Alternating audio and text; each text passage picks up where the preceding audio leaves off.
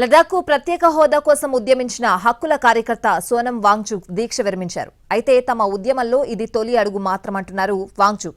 ఇవాల్టి నుంచి మహిళలు 10 రోజుల దీక్ష చేయనున్నారు. తర్వాత యువత, బౌద్ధ సన్యాసులు దీక్ష చేస్తారన్నారు. లడాఖ్కు రాష్ట్ర హోదా కల్పించాలనే డిమాండ్తో దీక్ష చేపట్టారు హక్కుల కార్యకర్త సోనం వాంగ్చుక్.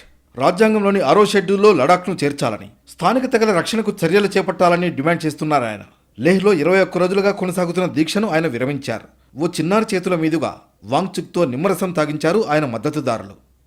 వాంగ్చుక్ దీక్ష విరమణ కార్యక్రమానికి 7,000 మంది జనం వచ్చారు. తమ ఉద్యమంలో తన దీక్ష తొలి అడుగు మాత్రమే అన్నారు వాంగ్చుక్. లడాఖ్ ప్రజల హక్కుల కోసం తమ పోరాటం కొనసాగుతుందన్నారు. ఇకపై మహిళలు 10 రోజులు దీక్ష చేస్తారన్నారు. తర్వాత యువకులు, బౌద్ధ సన్యాసుల నిరాహార దీక్షలు జరుగుతాయన్నారు ఆయన. అనంతరం తాను మళ్లీ దీక్ష చేస్తారని తెలిపారు వాంగ్చుక్. దీక్షలో భాగంగా -10 డిగ్రీల ఉష్ణోగ్రతలో ఆరుబయట నిద్రించారు వాంగ్చుక్.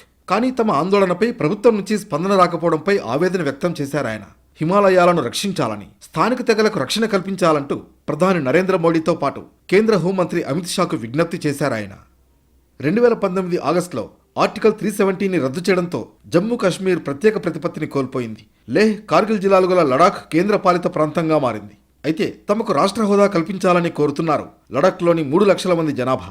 వాంగ్చుక్ చేపట్టిన ఆందోళనలో 60,000 మందికి పైగా పాల్గొన్నారు. అయితే తమ ఉద్యమంపై కేంద్ర ప్రభుత్వం నుంచి ఇంతవరకు ఎలాంటి స్పందన రాలేదని ఆవేదన వ్యక్తం చేస్తున్నారు లడాఖ్ ప్రజలు.